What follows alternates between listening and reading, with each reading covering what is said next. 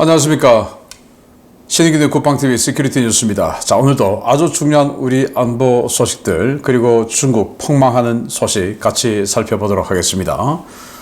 우리 한미연합 해병대가 상륙훈련을 대규모로 했는데 여기서 특기할 것이 상륙하고 나서 내륙 진공 작전을 장기간 했습니다. 그 말은 아주 깊숙하게 들어간다는 말인데 평양 타격하는 거죠. 이거 문재인 정부 시절 지나면서 못하게 했던 시나리오인데 이걸 지금 다시 했고, 또 이번 훈련에 미국은 그 어느 때보다 큰 규모의 해병대 전력을 보냈어요. 그래서 지금 현재 동북아시아에 미 항모가 없는 상황에서도 미국이 어마어마한 이 상륙 전력을 보냈는데, 그것은 바로 한국과 미국이 북한 정권에 대한 응징 의지를 보여주는 것이라고 생각하는데, 어떤 내용인지 자세히 살펴보겠고요. 자, 교육감 선거, 서울시 교육감 선거 재보궐선거를 하죠. 지난번에 제가 교육감 선거 마치고 정말 분노의 일가를 했던 적이 있는데, 이번에도 또 우리 보수 진영, 우파 진영 교육감 후보들이 4분 5열, 그러나 저쪽 좌파 진영은 완전히 지금 단일 대오를 형성하고 있는 이런 상황인데, 이 우려 한번 분석해 보도록 하겠고, 중국이 제가 그저께 여러 가지 문제로 인해서 중국 경제가 내려 꽂고 있다라고 말씀드렸는데, 뉴욕타임즈에서 중국이 지금 미증유의 위기를 겪고 있다라는 보도를 했어요. 어떤 내용인지 보도록 하겠습니다. 첫 번째입니다. 국방이 오늘의 국가 안위를 보장하는 일이라면 교육은 미래의 국가 전망을 결정하는 중차대한 일로 흔히 국가 백년지 대계라고 말합니다. 최근 공석이 된 서울시 교육감을 다시 뽑는 보궐선거에서 우파 진영이 또 내분으로 교육감 자리를 좌파에게 내줄 판이라는 참담한 소식입니다. 오는 10월 치러지는 서울시 교육감 보궐선거를 앞두고 범좌파 진영이 단일화 후보 신청 절차를 마무리하고 본격적인 단일화 작업에 들어갔지만, 이에 반해 우파 진영은 극심한 분열과 갈등을 겪으며 흔들리고 있다고 국내 매체들이 보도했습니다.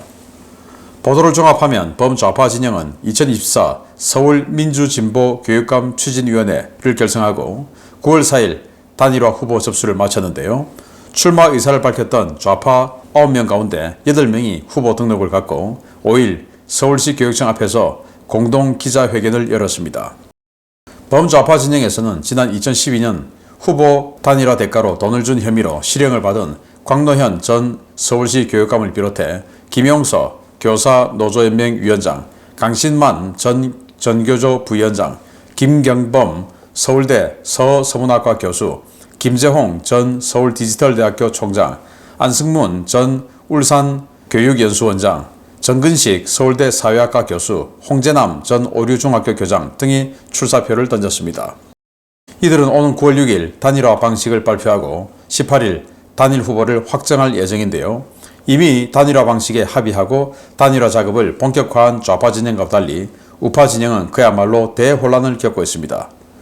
우파를 표방한 인물 가운데 출마를 선언한 사람은 조진혁 전 의원, 박선영 전 의원, 안영옥 전 한국교총회장, 홍후조 서울대 교육학과 교수, 선종복 전 서울북부교육장, 윤호상 서울미술고 교장 등 6명인데요. 이들은 지난 교육감 선거 때와 마찬가지로 단일화 방식에 대한 이견을 좁히지 못해 4분 5열하고 있습니다. 이들은 지난 2022년 교육감 선거 때도 단일화 후보로 선정된 조전혁 전 의원에게 반발해 조영달, 박선영 후보가 독자 출마하며 조희연에게 교육감 자리를 내준 바 있는데요. 국가 백년지 대계를 책임지겠다고 나선 사람들이 사욕으로 또다시 좌파에게 판을 깔아주고 있는 우파 진영, 진정 나라를 생각한다면 제발 사리 사욕을 내려놓으시기 바랍니다. 정말 안타까운 상황인데요. 이 공명심이 이렇게 크나요? 대승적인 생각 전혀 없고 내가 아니면 안 돼 라는 생각만 하는 건가요? 그런데 좌파는 지금 똘똘 뭉치고 있습니다. 조희연이가 교육감이 되어서 직권 남용 혐의로 당선 무효되었죠. 그 실형을 선고받았으니까. 그런데 그렇게 해서 피어진 이 교육감 자리 얼마나 지금 좋은 기회입니까? 그걸 또 이렇게 날리겠다라는 건데 좌파들은 이렇게 똘똘 뭉치고 있어요. 여기 지금 8명이 출사표를 던지고, 여기 광노현, 이 사람은 2012년 선거 12년 전이죠. 그때 후보자를 매수했어요. 같은 이제 진보 진영 후보자에게 2억 원 주고 사퇴해주는 조건으로 매수를 해서 당선 무효형을 받았는데, 그때 선거 자금을 선관위로부터 나중에 받았지 않습니까? 35억 원 받았는데 그거 다시 돌려내라 하니까 아직도 안 주고 있어요. 이런 자가 어떻게 지금 또 후보 등록을 할 수가 있는지 정말 희한한 일입니다. 뭐 김용서 서울대학교 운동권 현대차 노조 출신 전과 3범, 또 여기는 뭐 민주노총 대의원, 교사정치학교 교장, 전부 아주 수상한 빨간색으로 물든 이런 의혹이 생기는 사람들이 여기에 이름들을 올려놓고 있습니다. 그런데 이 사람들이 정말 놀랍게도 불과 며칠 만에 단일화에 나서겠다, 열흘도 안 되어서 단일화에 하겠다라는 겁니다. 지금 후보 등록하고 나서. 그 정도로 여기는 완전히 그냥 똘똘 뭉쳐 있어요. 후보 등록하는 건 자유인데, 그러나 단일화되고 나서는 똘똘 뭉친다. 그리고 그 단일화 과정은 굉장히 신속하고 명확하게 처리한다라는 건데, 반면에 우리 우파 진영 어떻습니까? 지난번에 단일화하기로 했던 그 규칙 속에서 조전혁 전 의원이 단일화 후보로 선출이 되니까 그 뒤에 박선영 전 의원을 비롯해서 나 인정 못하겠다 하고 또 나와버렸지 않습니까? 그래서 박선영, 조전혁 이런 사람들 다 나오고 나니까 조희연에게 됩니까? 뭉쳐도 될까 말까 한데 이렇게 흩어지니까 안 되는 거죠. 그때 그래서 제가 선거를 진행하는 과정에서 예비후보 상황에서 돈을 쓰다 보면 그 돈이 아까워서 10%라도 득표를 해서, 또는 15%라도 득표해서 내가 썼던 돈의 반을, 또는 내가 썼던 돈의 전부라도 회수해야 되겠다, 이런 것 때문에 끝까지 완주하는 건 아닌가라는 그런 의혹을 말씀드린 바 있죠. 정말 그런 사리 사욕 때문이라면 이런 사람들은 우리 우파 진영에서 또는 대한민국에서 교육의 교자도 말하지 말고 안보의 안자도 말하지 말고 백령지대게 이런 말 하지도 말고 입을 다 꼬매놔야 된다 라고 생각할 정도로 저는 취급을 안 해줘야 된다 라고 생각합니다. 그러니까 지금 이 6명의 우파 교육감 후보들 빨리 단일화 규정 이런 식으로 만들고, 그리고 단일화 작업하고 절대로 그걸 뒤집어 엎고 다시 나오는 일이 없어야 되겠다. 그걸 뒤집어 엎고 다시 나온 사람은 우리 대한민국에서, 또 우리 이 신의균의 국방TV를 보는 절대 다수의 이 우파 시민들 사이에서 매장을 시켜야 됩니다. 인간 대접을 해주면 안 된다고 저는 생각합니다. 그렇지 않습니까? 왜냐? 이런 것들을 가지고 학생을 가르치는 자들이 교육감 되겠다고 나오는데, 이게 2014년 검찰이 적발한 전교조 교사의 학습 자료죠. 조선의 역사 이런 거. 조선의 역사 이거는 북한 인민학교의 정규 교재죠. 이런 걸 가지고 학생들에게 배부하고 가르치는 자들이 득실거리는 자들이 교육감을 하면 어떻게 됩니까? 공부 안 해도 된다 자꾸 그러죠. 공부 안 해도 돼서 어떻게 만듭니까?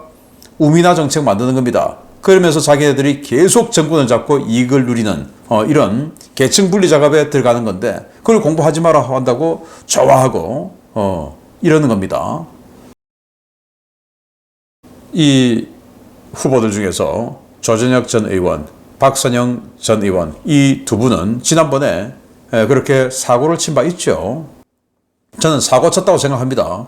그리고 안영옥 전 한국교총회장 같은 중량급 인사들, 이 우파 세계에서 그나마 대우를 받고 노후를 보내고 싶으시다면 빨리 단일화 작업에 들어가고 그 단일화에 승복하시기 바랍니다. 안 그러면 우리 전체가 똘똘 뭉쳐서 매장을 해야 된다, 사회적 매장을 해야 된다 라고 생각할 정도로 심각한 상황입니다. 두 번째입니다. 중국 경제가 40년 전 개혁 개방 이후 한 번도 겪어보지 못한 위기에 직면했다는 분석이 나왔습니다. 경제 전문가들은 백약이 무효라며 어떤 방법을 써도 경제 회복이 불가능할 것이라는 평가들을 내놓고 있는데요. 무너져가는 중국이 난국을 타개하기 위해 극단적인 선택을 할 가능성에 대한 우려가 커지고 있습니다. 중국 경제는 개혁 개방 이후 단 한 번도 겪어보지 못한 미증유의 위기에 직면했으며 중국인들도 스스로 그렇게 느끼고 있다고 뉴욕타임스가 현지 시각 9월 3일 보도했습니다. 뉴욕타임스는 중국에서 스스로 과거에 비해 부유해졌다고 느끼는 사람의 비율이 10년 전 조사에 비해 크게 줄어들었다라며 2014년 77%였던 비율이 이제는 39%로 하락했으며 이로 인해 소비자들은 소비에 더 조심스러워졌고 기업들의 경계심도 점점 더 커지고 있다라고 전했습니다. 뉴욕타임스는 가계저축과 금융권, 지방정부 재정을 뒷받침했던 중국 부동산은 현재 개발업체의 연쇄 붕괴로 막대한 부채와 팔리지 않은 주택, 대규모 일자리 감소 등의 결과를 초래했다라며 이러한 위기가 장기화되면서 중국 소비자들은 지갑을 닫고 기업은 급여를 삭감하며 채용을 대폭 줄이면서 악순환이 더 심화되고 있다라고 진단했습니다. 뉴욕타임스는 부동산과 더불어 중국 경제의 가장 심각한 문제 중 하나로 실업률을 꼽았습니다. 중국은 지난해 21.3%라는 사상 최악의 청년 실업률을 발표한 뒤 실업률 통계 발표를 6개월 중단했다가 올해 초부터 다시 청년 실업률을 발표하고 있는데요. 당국이 16에서 24세 구간의 청년 중에 학적을 가지고 있는 6,200만 명을 제외하고 청년 실업률을 14.9%로 조작해 발표했지만 이 수치도 매월 증가해 올 상반기 18.4%까지 치솟았습니다. 최근 중국 경제 붕괴의 새로운 뇌관으로 떠오르고 있는 국채 문제도 심각합니다. 파이낸셜 타임즈는 최근 마땅한 투자처를 찾지 못한 중국 금융기관들이 중국 국채를 대량 매입하면서 국채의 거품이 점점 커지고 있다고 경고했는데요. 파이낸셜 타임즈는 물론 월스트리트 저널 역시 국채 금리 상승으로 인해 거품이 커질 경우 장기채를 보유한 투자자들이 큰 손실을 보게 되고 이는 미국 실리콘밸리 은행 파산 사태와 같은 대규모 금융위기로 이어질 수 있다고 경고하고 있습니다. 상황이 이렇게 되자 글로벌 금융기관들은 연이어 중국의 올해 경제 성장률 전망치를 크게 낮추기 시작했는데요. 대부분의 기관들이 중국 정부의 GDP 성장률 마지노선인 5% 이하의 성장 전망치를 내놓으면서 뉴욕타임스의 평가처럼 중국이 회복 불가능한 최악의 위기 상황에 직면했다는 분석들이 쏟아지고 있습니다. 중국은 이 같은 분석들이 쏟아져 나오자 관영 매체를 총동원해 서방의 악의적이고 편파적인 왜곡이라고 주장하고 있는데요. 무너져가는 중국 경제, 과연 중국이 이 난국을 타개하기 위해 어떤 사고를 치게 될지 우려가 점점 커지고 있습니다. 네, 중국이 폭망하고 있다라고 제가 며칠 전에 보도를 해드렸고 여기에는 제조업 투자가 안 되고 그리고 제조업 경기가 아주 나쁘고 그리고 부동산 망하고 있고 그리고 이제 소비 심리도 얼어붙었다 라는 거죠. 그런데 여기다가 뉴욕타임즈는 실업률이 특히 청년 실업률이 너무 높다. 폭발적으로 청년 실업률이 증가하고 있다. 그리고 그에 대해서 국채 문제도 심각하다라는 건데 이 중국 은행들이 이제 돈을 가지고 있을 거 아니겠습니까? 고객들이 예금을 하니까. 그런데 중국의 제도에 따라서 해외 투자를 못 해요. 그리고 국내에서 어딘가에 투자를 해야 되는데 지금 함부로 대출 해주기가 겁나죠. 그러면 자기네 또 투자를 해야 되는데 투자할 데가 잘 없어요. 경기가 안 좋으니까.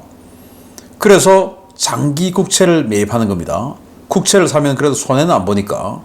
그런데 장기 국채를 많이 매입을 해놨는데 고객들이 이제 돈이 부족하니까 돈을 또 인출을 해요.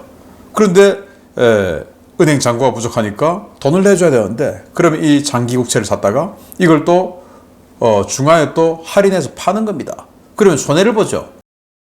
이런 구조들이 이어져서 중국 금융이 또 힘들어진다라는 건데 그러다 보니까 이제 중국 체제가 유지되려고 하면은 5% 이상의 경제 성장률은 계속 유지가 되어서 굴러가야 된다라는 건데 지금 전망치가 다 5% 이하죠. 4몇 % 되죠. 그래서 중국이 이제 완전히 추락할 일만 남았다라는 거니까 우리 이 한국 경제, 한국 정부 그리고 한국 정치인들 이 추락하는 중국에서 발을 너무 깊이 들여놓으면 같이 넘어지게 되죠. 발을 빼는 작업에 빨리 들어가야 된다라는 겁니다. 세 번째입니다. 2017년 북핵 위기 이후 최대 규모의 미 해군 전략 자산이 한반도에 집결했습니다. 오는 7일까지 실시되는 쌍용 훈련의 일환인데 상륙 준비 전단 2개가 동시에 전개됐습니다. 이번 전개의 목표는 북한에 대규모 상륙군을 투입해 핵심 거점으로 진공하는 이른바 결정적 행동을 숙달하는 것입니다. 미 해군이 지난달부터 시작된 한미연합 상륙훈련에 복서 전단에 이어 아메리카 강습 상륙 전단까지 한국으로 파견해 동시에 2개 상륙 준비 전단을 한반도에 전개시켰습니다. 미 해군은 9월 5일 오전 부산 해군작전사령부에 아메리카 상륙 준비 전단을 입항시켰는데요.